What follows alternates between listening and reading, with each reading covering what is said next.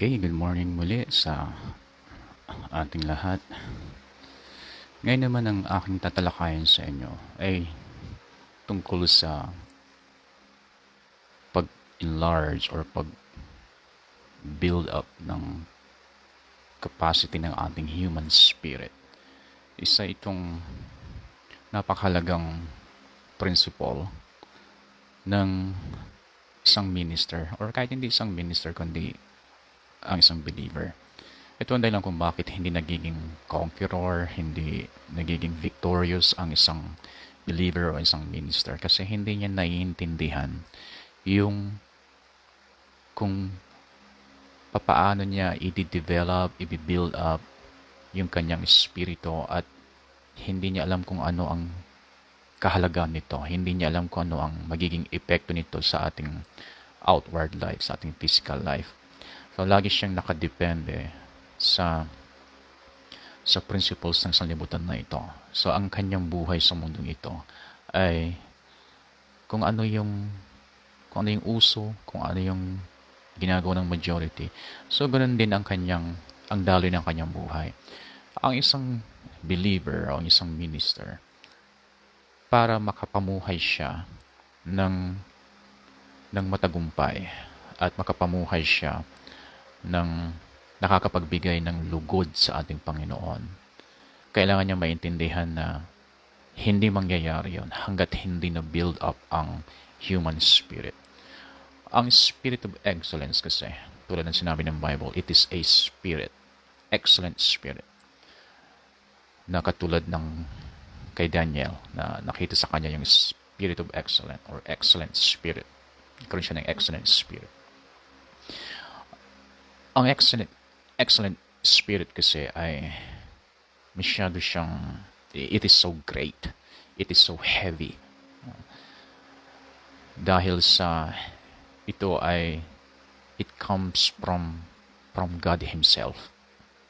At hindi ito makontain ng isang spirit na weak, spirit na napabayaan, hindi na cultivate, hindi na develop, hindi siya na feed ng pure revelation from the gospel. Hindi siya na cultivate at na build up by praying in other tongues. Hindi siya na cultivate and hindi siya na build up sa pamamagitan ng pag-dwell in the secret place of the Most High. Hindi siya nag-stay under the shadow of God's wings. So, ang spirit niyon ay, that spirit cannot contain the excellent spirit because the excellent spirit is so great and it is so heavy. At kung ito'y pipilitin ng isang tao na hindi naman well-developed ang kanyang spirit, ay baka mapahamak pa siya or baka imbis na makatulong sa kanya ay dahilan ng kanyang pagiging frustrated at saka disappointed kasi pag hindi niya ito na-contain, then magtataka siya, bakit si ganito, si ganyan? Ba't hindi nangyayari sa akin yung nangyayari sa kanya? Ba't hindi nangyayari sa akin yung nangyayari sa mga nagtitestimony na mga successful believers, successful ministers? Kasi nagtatry hard siya physically. Hindi niya naintindihan na ang daloy dapat o ang flow dapat, ang sistema dapat ay unahin na palakasin ang human spirit, yung ating human spirit. Pag hindi natin ginawa yan, kahit gaano ka eager, kahit gaano ka interesado na magkaroon ng excellent spirit, ay hindi po mangyayari. Marami na po ang nag-desire na magkaroon sila ng spirit of excellence. Kasi importante yan, before na magkaroon ka ng magkaroon ng excellence in the ministry, ay dapat magkaroon muna ng excellent spirit. Yung pagkakaroon ng excellence sa ministry ay reflection ng kung ano yung naroon sa kanyang human spirit.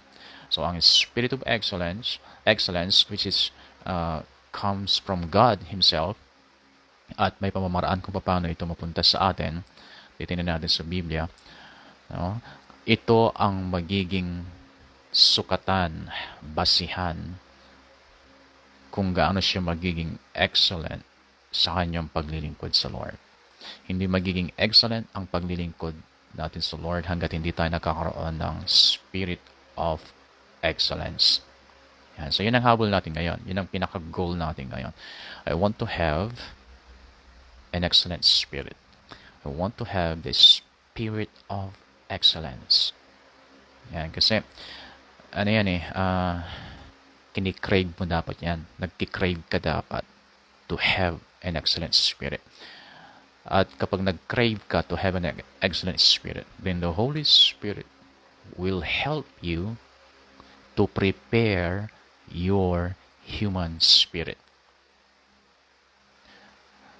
The Holy Spirit will enlarge the capacity of your human spirit so that you can contain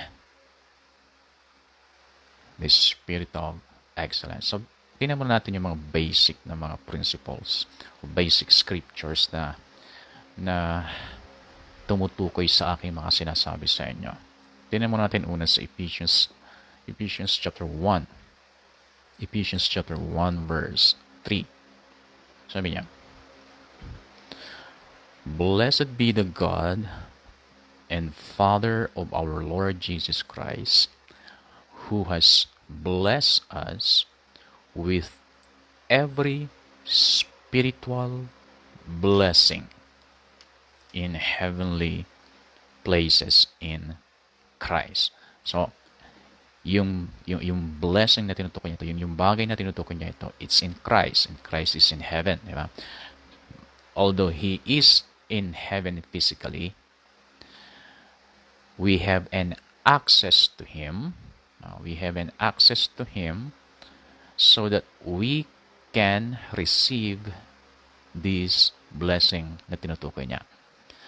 So, naituro ko na sa inyo that the word to bless, it means to empower, to anoint, to enable. Pag sinabi mong, I will bless you, ibig sabihin, I am empowering you, I am enabling you to do this or do that. I am giving you the ability to do this. I'm giving you the capacity to do this. To bless, it means to enable, to anoint, and to empower to succeed. To empower to succeed or to empower to prosper. So, yung word na who has blessed us with every words na who has blessed us with every spiritual blessing, ang isa, kasi sabi niya all spiritual blessing, isa sa mga blessing na ito, no, ay pwede nating i-categorize dyan or i-classify dyan yung spirit of excellence. Yung spirit of excellence, it is God of our Lord Jesus Christ ang siyang pinanggagalingan nito, no? Actually, sabi niya who was blessed, it is past tense, no? So, ang tinutukoy ko dito,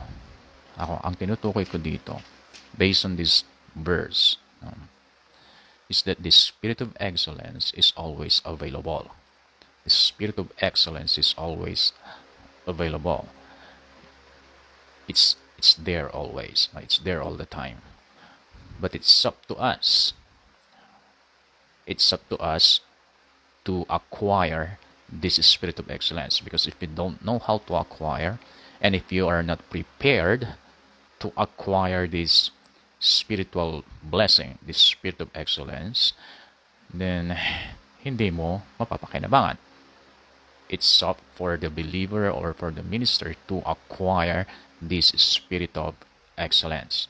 So, yung muna ang gusto kong i-establish ngayon, that this spirit of excellence is always available.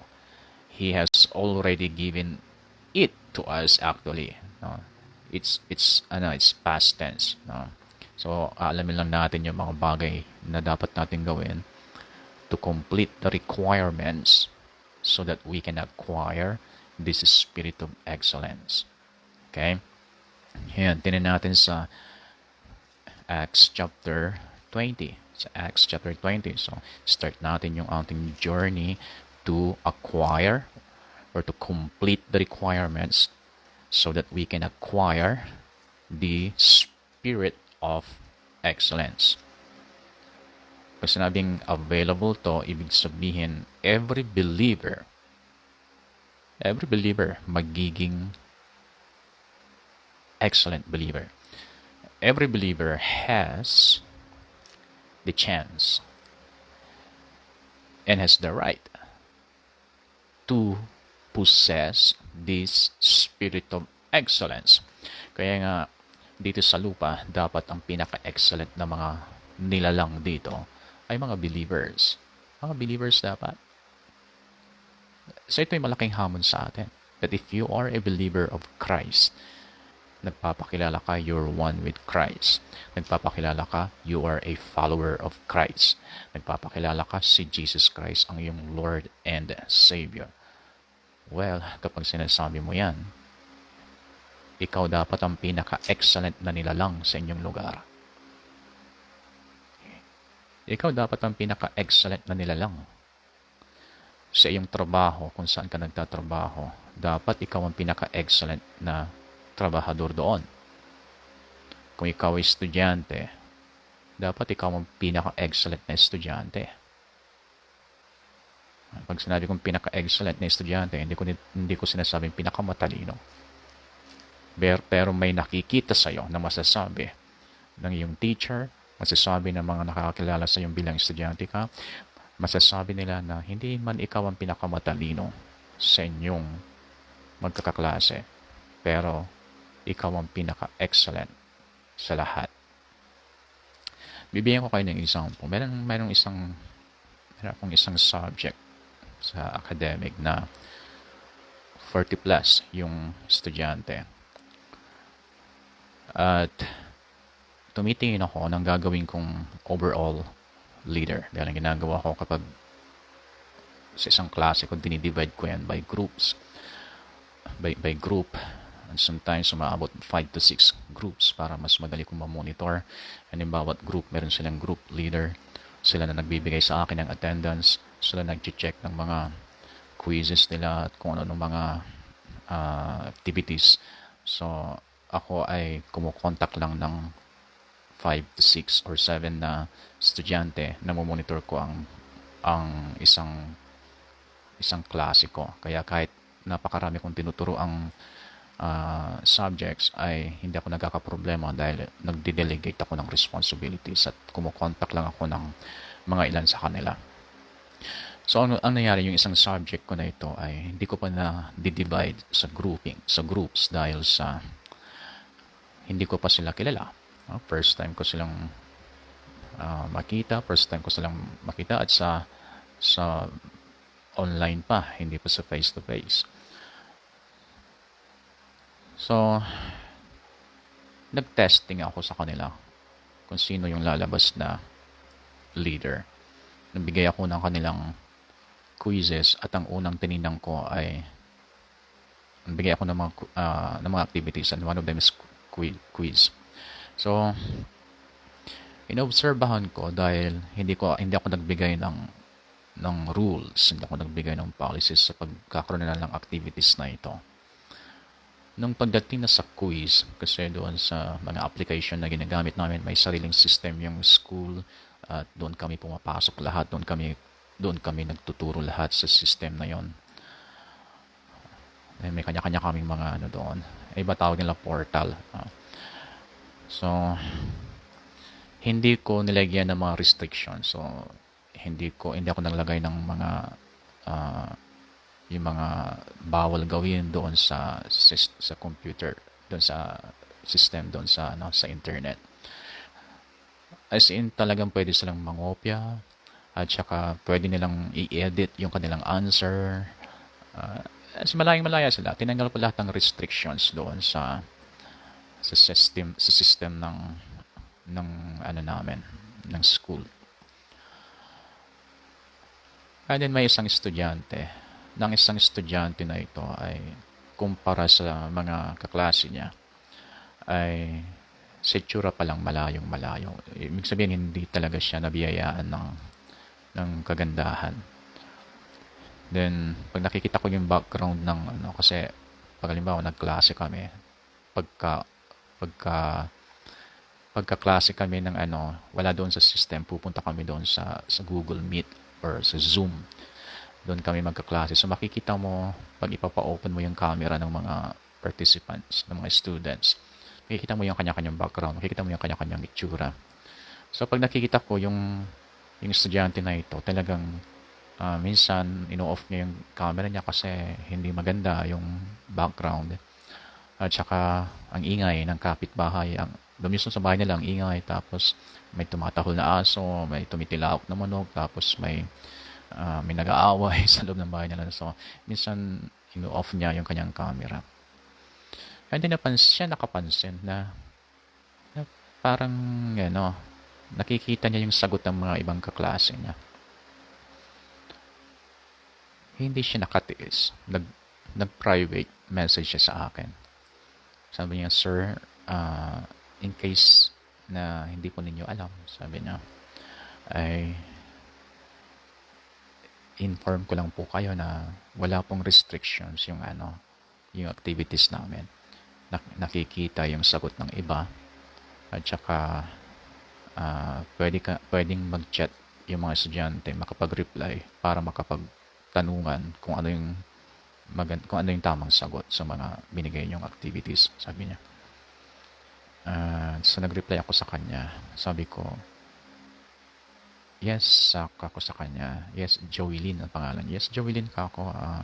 Sinadya ko yan kasi naghahanap ako ng magiging leader ng class ninyo. Kasi yung class na lang natin ang hindi pa na-divide sa groups at naiwan na tayo sa activities. Malayo na yung mga na ginagawa namin sa mga ibang klase ko. Pero hindi pa ako kasi nakakahanap ng leader dito. Pero ngayon nahanap ko na, sabi ko sa kanya. What do you mean, sir? Sabi niya, Joelyn, ikaw ang napili ko na mag-lead sa class ninyo dahil sense ko na honest ka naman. Sabi niya. Nung una parang ayaw niya kasi tumitingin siya sa kanyang sarili. Pero nung nakita ko yung kanyang honesty, at although hindi siya physically maayos, hindi siya physically maganda, hindi siya, kung titignan mo siya palabas, hindi siya qualified na maging leader. But something in her na nagbigay sa akin ng interest sa kanya na maging leader. Nakita ko yung kaibahan. Yan yung ginagamit ko lang na example. Dapat nakikitang may kakaiba sa'yo. So ano yung pagkakaiba na yon na nasa'yo? Na wala sa kanila. Yan, so ginawa kong leader ito. Alam nyo, nung ginawa kong leader ito, kahit na hindi siya, kasi kumpara sa mga ibang leaders na napili ko sa ibang klase, may mga influencer akong mga estudyante, sila yung mga ginawa kong leader. May mga nailagay akong leader na sa social media, meron silang 15,000 followers. No? Then may mga leaders na napaka-active sa online selling, na ang lawak na ng kanilang mga business sa online. Estudyante pa lang malalaki na yung kinikita. So ganito yung mga ibang ginawa kong leader. Pero ito iba kasi halata na mahirap yung buhay. Halata na wala, pagtitingin ka sa kanyang physical appearance ay hindi siya fit na maging overall leader ng isang klase na may 40 plus na estudyante. At hindi ako nagtaka sa magagawa niya. Natuwa lang ako kasi in one day, na-divide niya sa 5 groups yung klase na yon. Sinend niya sa akin kaagad ang 5 group leaders, and then inistok ko kaagad yung mga pinili niyang group leaders ay halata na yayamanin, halata na matatalino, na halata na fluent yung kanilang mga pag-English. At kung titignan mo talaga yung appearance nila, ito yung mga leaders. Pero ang overall leader nila ay yung itong si Jovelyn na kung titignan mo physically, hindi siya karapat-dapat. So, ang nakakatawa dahil sa sinabi niya sa buong klase, sabi niya, please, sabi niya, natutuwa ako, sabi niya, please, sabi niya, bawasan natin ng stress si Sir Paul. Hindi tayo basta-basta mag-message sa kanya kung mga minor matters lang. Sabi niya, minor concerns lang. Kung mga minor concerns lang, mayroon kayong group leaders na pwedeng pagkonsultahan. And then, ang mga group leaders na ito, sabi niya, kung sakaling hindi nila ma-resolve sa group ninyo, then sila ang lalapit sa akin para tutulungan ko silang i-resolve yung mga kanya-kanyang problema sa group. Ang darating lang kay Sir, sabi niya, ay yung mga concerns na hindi ko na kayang i-resolve. So, tuwang-tuwa ako dahil sa lahat ng klase ko, yun ang pinakamagaan. Kasi very responsible yung estudyante na ito na babae.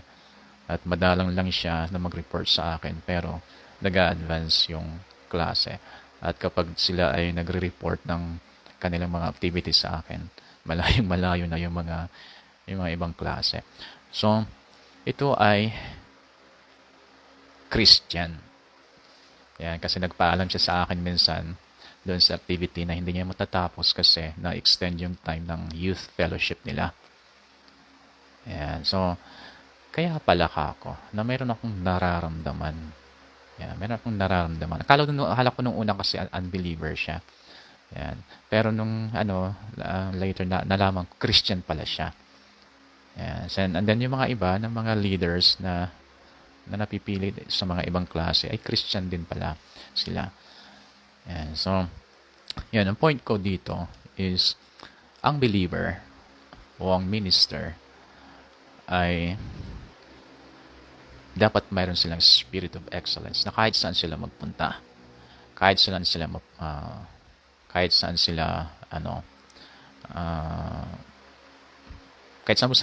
mo sila ilagay, mag-excel sila dahil makikita mo na ang spirit of excellence ay nasa kanila.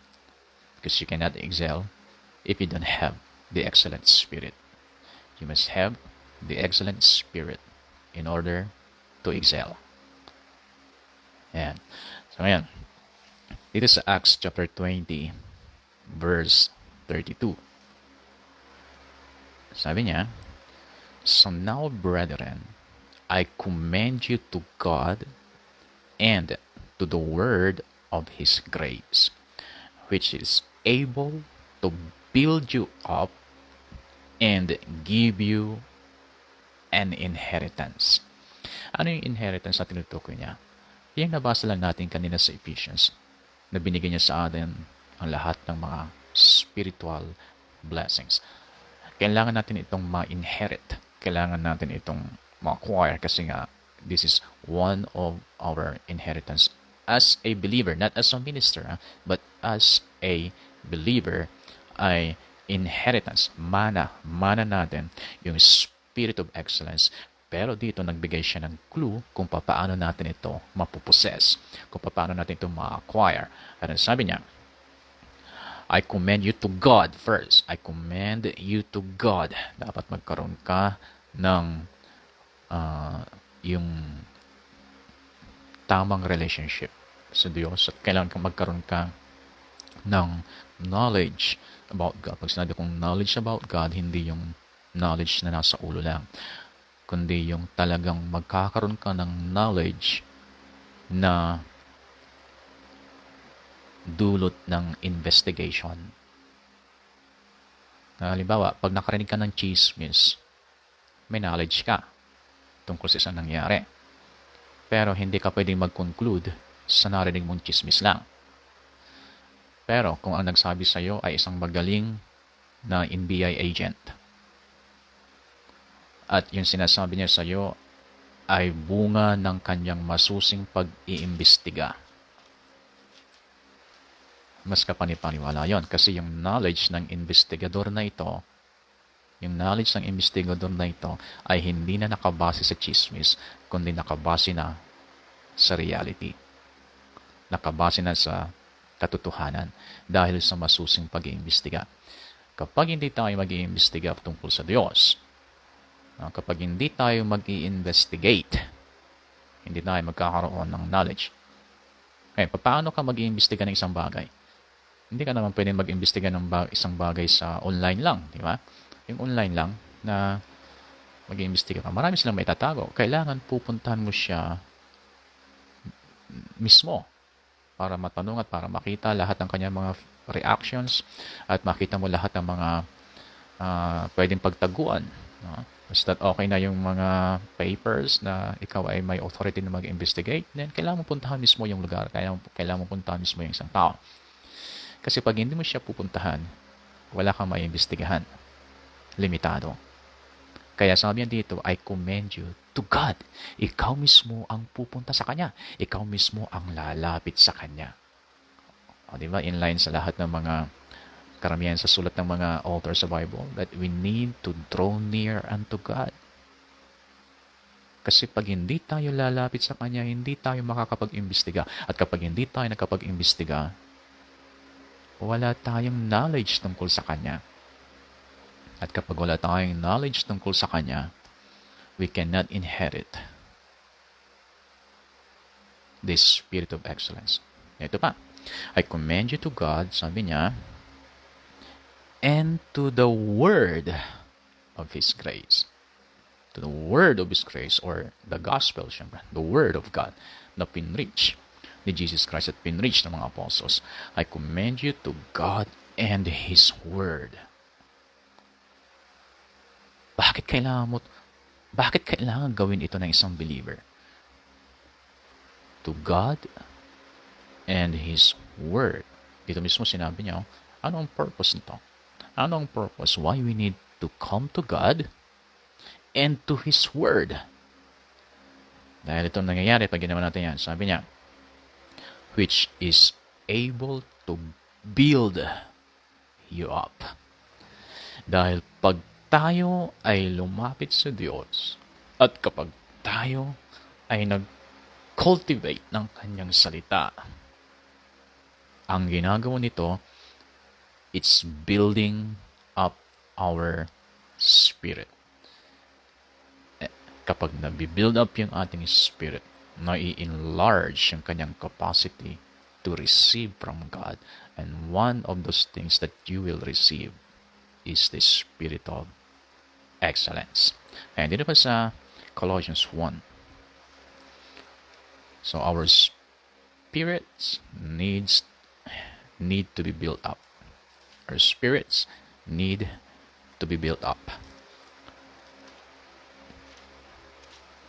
Tignan natin yung Colossians chapter 1, bisa natin sa verse 10.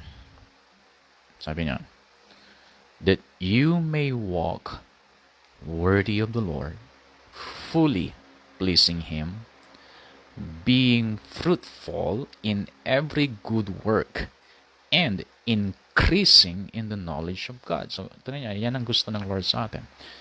Fruitful in every good work, and increasing in the knowledge of God. So, kailangan mag-increase yung knowledge natin about God. Ibig sabihin, tuloy-tuloy ang pag-iimbestiga. Verse 11.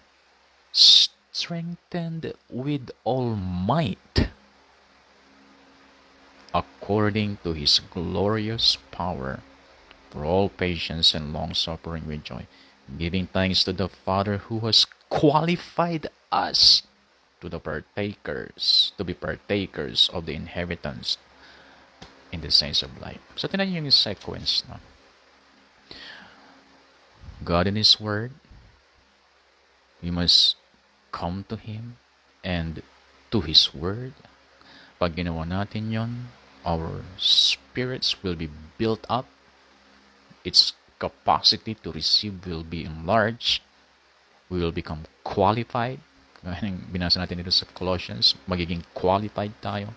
For what? To receive the inheritance. So ito nangyayari sa isang believer o sa isang minister. Kaya hindi siya nagkakaroon ng excellent spirit kasi sinashortcut niya.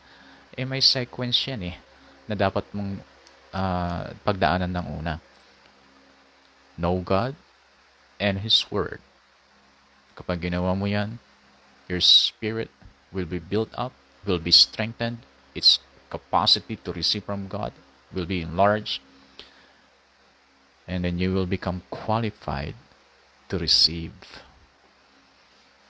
Andun tayo lagi sa word na receive kasi we're always expecting from God to receive something. Pero nawawalan tayo ng pag-asa. Bakit? Kasi hindi na-strengthened ang spirit. Hindi na-enlarge yung capacity ng spirit to receive. Kaya ganun. So we need to come to God, investigate, know God, and then go to His Word, meditate His Word, feed your spirit the Word of God, seek for revelation knowledge, so that your spirit will be built up, it will be strengthened, yung capacity niya to receive, may enlarge siya, so that you will become qualified to receive the spirit of excellence. That was the 2 Peter chapter 1. 2 Peter chapter 1.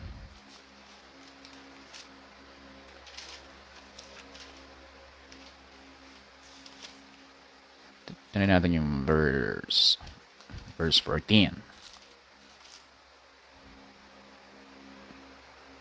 Sabi niya, verse 4 pala, verse 4. 2 Peter chapter 1, verse 4.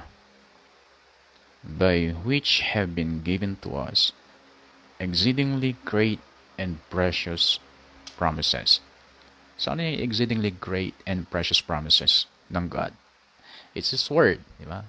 It's His Word. His Word is exceedingly great and precious. His Word is great, exceedingly great, and His Word is precious. Anong susunod nung sinabi niya yung greatness and yung great promises niya and precious? That through this, through what? Through His exceeding and precious, exceedingly great and precious promises. Through His Word. Anong mayari? You may be partakers of the divine nature. Magiging qualified ka to partake, qualified ka to receive the spirit of excellence, so that your divine nature, pag sabing divine nature, kaya naging divine nature because of the capacity of this human spirit ay the same capacity to contain this spirit of excellence. Like God, ang siyang inilagay ng Lord sa ating spirit. Nung tayo ay na-born again. Natanggal lahat yung depekto sa ating human spirit. Hindi yung ating mind, hindi yung ating emotion, hindi yung ating will, hindi ating yung katawan ang siyang na-born again. Ang na-born again ay yung ating human spirit. At nung siya na-born again, born of God, all things are passed away. Lahat ng mga depekto, lahat ng mga corrupt na bagay. Kagaya ng sinabi nito sa ating binasa doon sa bandang huli, sabi niya, having escaped the corruption that is in the world through lust. So lahat ng mga negative na mga materials, negative na that comes from the nature of the devil na na-acquire ng ating spirit through sin. Lahat ng mga bagay na ito na hindi maganda ay tinanggal and then naging bago tayong nilalang. Parang isang bagong silang na walang depekto. Wala pa siyang nakaraan pag bagong panganak, di ba? So, ganun na nangyari sa atin. Tinanggal lahat ng Lord ang ating nakaraan. So, nawalan tayo ng nakaraan. Nagkaroon ng bagong umpisa. Kaya tinawag na born again. Pero madalas, na born again na tayo, wala na tayong nakaraan. Pilit pa natin bumabalik sa nakaraan na ito na tinanggal na ng Lord. So, nagkaroon ng kapasidad ang Espiritu na ito na ma-receive yung inheritance that comes from God, and one of them is the Spirit of excellence, so that we can excel while we are in this earth. So dapat ma-internalize niyo yan. You have the divine nature of God, but that divine nature, it should be cultivated by feeding it the Word of God, by feeding this Spirit the Word of God, and syempre by knowing God. 2 Corinthians chapter 4. So, ini-establish kong mabuti ang bagay na ito na aking tinuturo sa inyo, kasi kung hindi ito na-establish sa inyo, kahit malaman ninyo yung mga hakbang kung paano magkaroon ng paano tayo maging excellent sa ministry, hindi po magaganap hanggat hindi ito nakukontain ng ating spirit. 2 Corinthians chapter 4 start natin sa verse 6. For it is the God who commanded light to shine out of darkness, who has shone in our hearts to give the light of the knowledge of the glory of God in the face of Jesus Christ.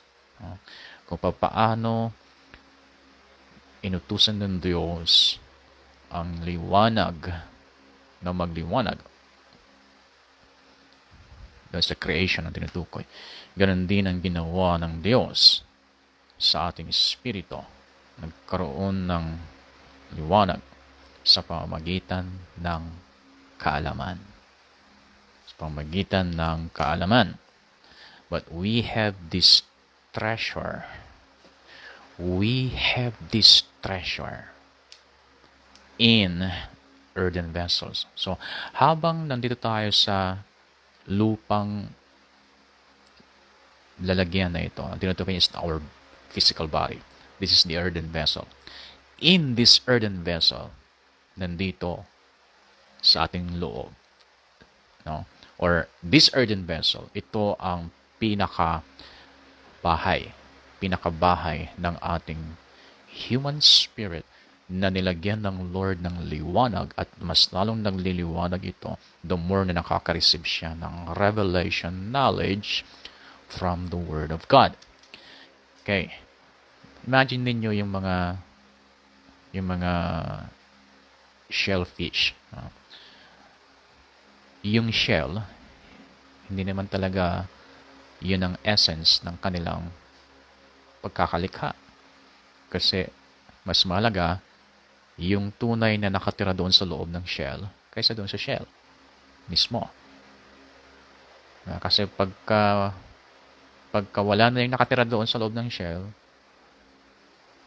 then unti-unti nang mawawala ng kabuluhan, maliban lang kung nahanap siya at pinulot siya ng mga turista o mga negosyante, gagawing pan-display. Pagagandahin, gagawing pan-display, pero wala nang buhay yon. Kasi ang tunay na buhay ng shell na yon ay yung nakatira doon. Siyang nagbibigay ng buhay sa shell na yan. Once na tinanggal mo yung nakatira doon, or once na namatay na yon, pag shellfish, then yung shell ay wala ng buhay. Natapos na ang kanyang existence.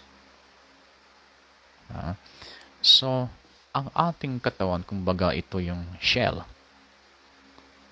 Yung ating espiritu, yun yung tunay na nakatira sa shell na ito. At yun ang mas mahalaga kaysa sa katawan na ito. Ang problema pero, mas pinapalaga ng marami, including Christians, yung kanilang shell. Pero hindi nila pinapakain yung kanilang spirit. So, mas pinapahalagahan yung outside body, yung outward self, kaysa doon sa inward self na tinutukoy ng Bible. The hidden man of the heart, sabi ni Peter. The hidden man of the heart. Yan, sabi niya dito. But we have this treasure in earthen vessels, that the excellence of the power may be of God and not of us. Ang Diyos ang siyang talagang magpapa-excel sa iyo, dahil yung capacity niya, yun ang capacity na ibinigay niya sa ating human spirit. So it's not us. It's the capacity of God. It's the capacity of the Holy Spirit. So it's the Holy Spirit is the one making us qualified. And that's His job after na ginawa natin yung ating dapat gawin. That we need to come to God and to His Word, develop our human spirit by feeding from the Word of God, and syempre, fellowship and communion with God. And then our spirits will be built up, strengthened, qualified to receive our inheritance, and one of them is the spirit of excellence. So, base dito sa ating mga binasa na scripture verses, base sa mga verses na ito, ay dalawang bagay ang pinapakita niya na dapat talaga dinidisiplina yung ating sarili na gawin ito. We need to develop our relationship with God. Napaka-importante. Alam sa totoo lang, every day, you can pray in the spirit of religion. You can read your Bible for the sake of religion. Sa inyo, estudyante, sa Rema, you can read your Bible for the sake of you being a student. You can pray, you can worship, you can lead worship for the sake of you as being a student, for the sake of following the rules of the school, following the policies of the school. At syempre, nakakatulong yon sa pagdisiplina sa atin to develop a lifestyle spiritually. Pero hindi dapat magpatuloy na ganon-ganon lang sa bawat araw. Dahil ang kailangan natin is yung living relationship with God, na kung saan ay lalapit ka sa Kanya without following a rule. Magbabasa ka, mag-aaral ka at magme-meditate ka ng Kanyang salita. Not because you are following a rule, but it is because you are communing with God. Because if you do that, because that is the highest calling, no? Communing with God, developing your relationship with Him. And if you will do that, the capacity of your human spirit will be enlarged, so that you will become qualified to partake the spirit of excellence, which is one of your spiritual inheritance. And then pag nasa na yung spirit of excellence, then magtataka na lamang yung mga tao dahil pag nag-preach ka, kakaiba. Pag nag-song lead ka, kakaiba. Pag nagturo ka ng bata, kakaiba. Pag nag-lead ka ng young people, kakaiba. So yun ang kailangan nating unahin gawin para ma-acquire natin yung spirit of excellence.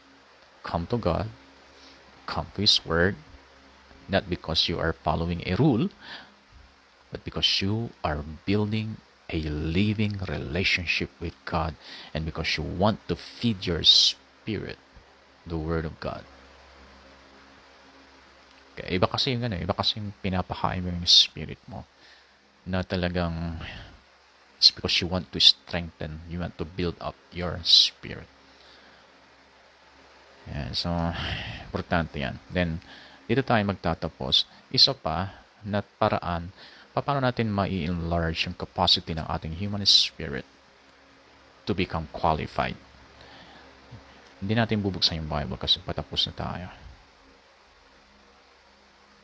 Yeah, so, isa sa mga sikreto how to build up the spirit of the human spirit is to pray in other tongues. You need to practice. You need to discipline yourself to pray in other tongues daily. Pag hindi natin magagawa ito, yung ating human spirit, gustong-gusto niya na mag-excel, pero magiging limitado siya.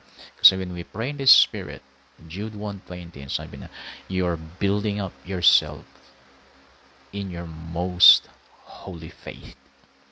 You're building up yourself. You're building up your spirit. You're edifying your spirit. Parang sinabi ng 1 Corinthians 14:4 that if you pray in the Spirit, you're edifying yourself. When you prophesy, you're edifying the church. But when you speak in other tongues, you're edifying yourself.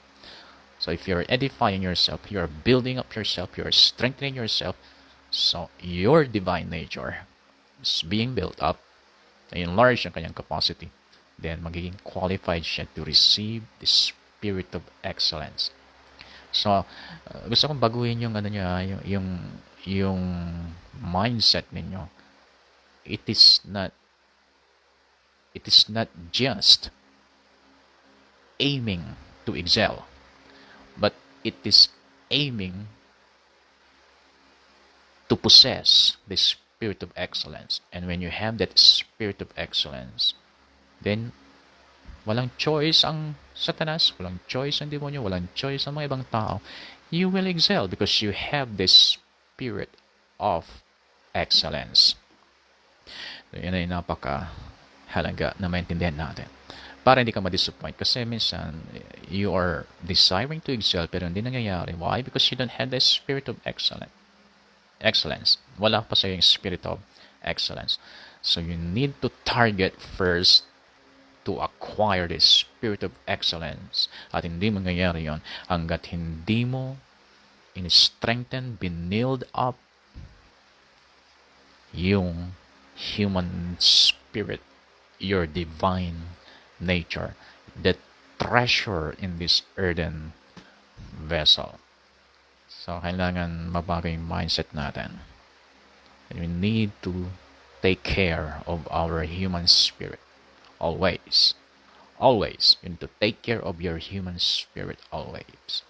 Hindi masama to take care of other believers. Pero mas effective yung paggawa mo ng bagay na yan if you are taking care of your human spirit. If you are taking care of your human spirit, you can take care of a lot of things. You can take care of a lot of things if you're taking care of your human spirit. Ito ang problema.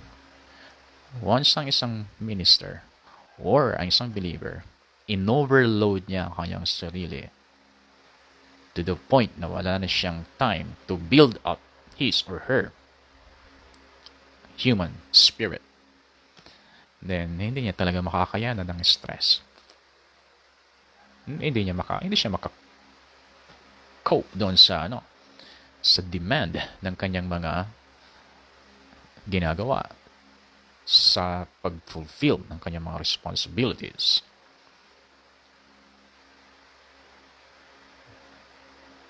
Hindi basta-basta yan.